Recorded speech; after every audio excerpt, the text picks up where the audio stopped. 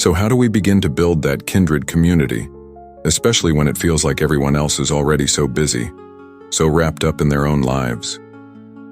Well, first we begin with openness. Openness to new experiences, new people, even a little bit of discomfort. Because let's be honest, reaching out can feel awkward at any age. But just like planting a garden, relationships grow best with a little patience and a lot of tending. One small, brave step at a time. It might mean smiling at the neighbor you've only waved to from a distance.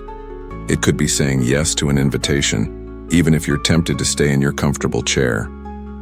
It might mean picking up the phone, calling someone you haven't spoken to in a while, and simply saying, "I was thinking about you." You'd be surprised how often that simple sentence can open a beautiful door. And when you do meet new people or reconnect with old ones, remember, you don't have to be anything other than who you are. You don't have to impress or entertain. The real magic happens when you bring your true self, your stories, your laughter, your scars, your hard-earned wisdom. That authenticity is magnetic. It draws in the people who are meant to walk alongside you in this chapter. And sometimes, just sometimes, a community looks different than we expect. It might not be a big group or frequent gatherings. It might be a few cherished friendships, a shared glance of understanding in a community garden, an online book club where faces become familiar squares on a screen, but hearts feel very real. Now, while building community strengthens our sense of belonging, there's another pillar that anchors us just as firmly, and that is meaningful purpose. You see, purpose isn't something reserved for the young or the busy. It's not about climbing corporate ladders or checking items off a list. Purpose after 60 is quieter, deeper. It's about waking up in the morning and knowing that your presence matters, that your day has shape and soul. For some, purpose might be found in mentoring younger generations, sharing skills and stories that might otherwise be lost. For others, it could be creating art, caring for a garden, tutoring a child, writing a memoir, even tending to a beloved pet. Purpose doesn't have to be grand or flashy. It just has to be yours. You may have spent decades putting others' needs before your own, thinking, "Someday I'll get around to what makes me happy." Well, my friend, someday is now. Your passions, your talents, your kindness, they are not small things. They are ripples that move out into the world, often reaching further than you will ever know. And don't worry if you're not quite sure yet what that purpose looks like. Part of the beauty of this season is the freedom to explore, to try things, without the pressure of perfection. You're not starting from nothing. You're building on a lifetime of experience, wisdom, and heart. So take a breath. Feel the steadiness beneath your feet. You have everything you need to create a life that feels rich and vibrant, even, or perhaps especially, now. As we move into our final part together, we'll talk about two more pillars that lift and sustain us, ones that bring color, joy, and a deep, lasting sense of fulfillment. Ones that remind us every single day that getting older isn't about fading away. It's about shining more brightly than ever. Are you ready to find out what they are? Let's step forward together. All right, let's begin. The first pillar of support after 60, and truly one of the most powerful, is self-connection. Now that might sound a little abstract at first, but stay with me. Self-connection is about nurturing the relationship you have with yourself. It's about becoming your own safe place, your own steady companion. You see, for so many years our attention was outward, taking care of children, careers, households, loved ones. We learned to set our own needs aside, almost without thinking. But now in this beautiful season of life, it's time to turn some of that care inward. It's not selfish, it's essential.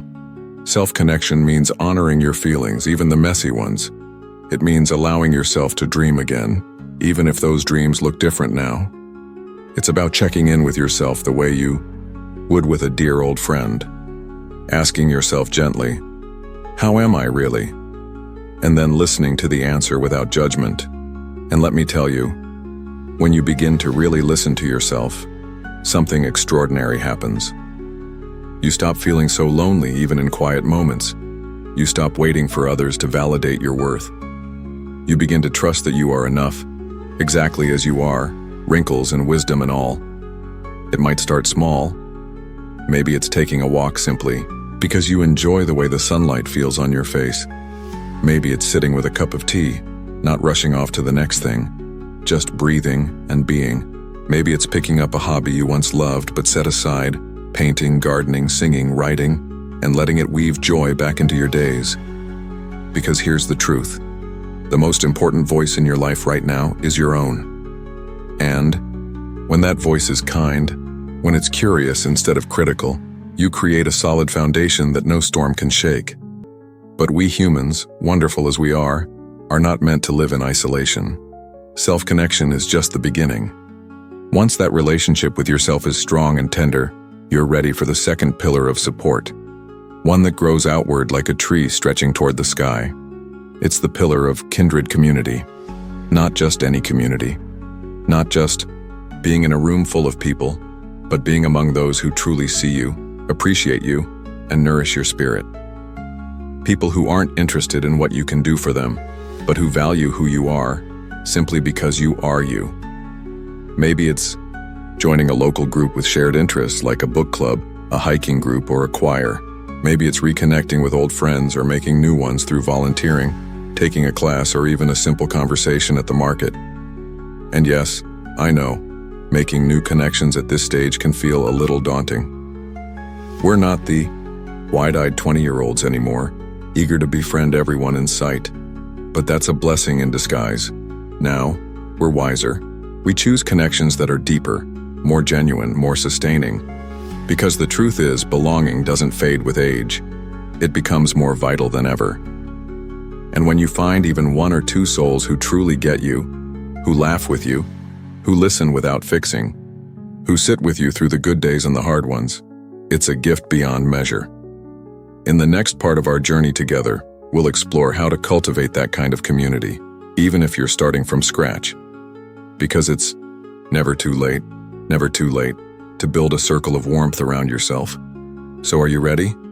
Let's keep walking forward, step by step, heart by heart. You know, reaching 60 used to feel like stepping onto the final stage of life, slowing down, settling in, watching from the sidelines. At least that's what we were told. But if you ask me, 60 is just another beginning. In fact, it's a stage filled with wisdom, depth, and, yes, new kinds of strength. Today I want to talk with you about something very close to my heart. The 6 essential pillars of support we all need after 60. And believe it or not, these supports can be even stronger than family. Not because family doesn't matter, and of course it does, but because life, as we age, asks for a little more than blood ties. It asks for heart ties. You see, when we were younger, our lives were often structured around roles. We were mothers, fathers, workers, breadwinners, caretakers. Our identities were wrapped up in being needed. But after 60, something remarkable happens. The world stops needing us in the same way, and instead, we start needing something deeper for ourselves. Not just to survive, but to thrive, to stay truly alive inside. Some days, though, it's easy to feel a little isolated, isn't it? Friends move away. Children grow busy with their own lives. Familiar routines fall away. And while family might still love us dearly, they can't always be there in the ways we imagine or hope for. It's no one's fault. It's simply the rhythm of life. That's why building our own circle of support becomes not just important, it becomes essential. A circle built with intention, with choice, and with love. Now you might be wondering, what exactly are these 6 pillars? Well, we'll get to each of them gently and thoughtfully as we move along. But I'll tell you right now, they're not complicated, they're not expensive, and you already have the seeds of each one within you.